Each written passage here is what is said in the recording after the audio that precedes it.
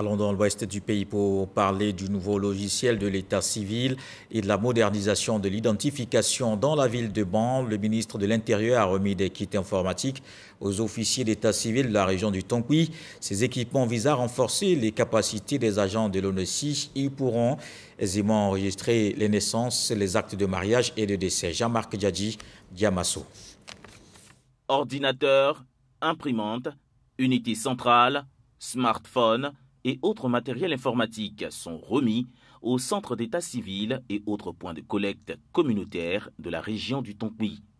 Ces équipements offerts par le ministre de l'Intérieur et de la Sécurité, Vagondo Diomondé, à ses officiers d'état civil, illustrent la phase de généralisation du déploiement du logiciel état civil en Côte d'Ivoire. L'enregistrement des naissances, décès et autres actes d'état civil par voie électronique est désormais une réalité selon l'Office national de l'état civil et de l'identification, ONESI. La feuille de route que vous nous avez donnée prévoit d'ouvrir d'ici la fin de l'année l'ensemble des centres d'état civil du pays, de les relier à la base de données du Registre national des personnes physiques, RNPP, et attribuer à chaque personne un numéro national d'identification qui va protéger son identité et lui faciliter l'accomplissement des actes de la vie civile. Plus d'une naissance sur deux n'est pas déclarée dans le délai légal 3 mois après la naissance et 1 sur 3 n'est jamais déclarée.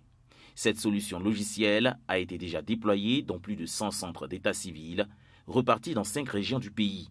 Son implémentation dans la région du Tonkouy est une opportunité pour ces populations.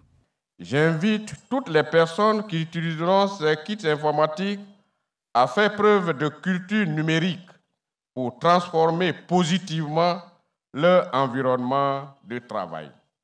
En 2024, le gouvernement vise à atteindre un taux de déploiement de plus de 80% sur toute l'étendue du territoire national.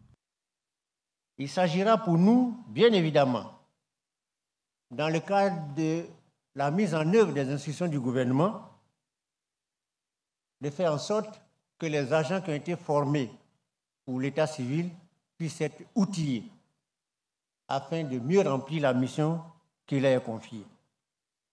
La première chose que nous visons, c'est de garantir aux individus la reconnaissance de leur identité légale, le droit d'accès aux services publics, la protection sociale et le respect des droits de l'homme. Ces dernières années, le taux d'enregistrement des naissances dans les délais est passé à plus de 50% selon le ministère de tutelle. La vulgarisation du logiciel de l'état civil en Côte d'Ivoire est soutenue par l'Union européenne depuis plus d'1 an.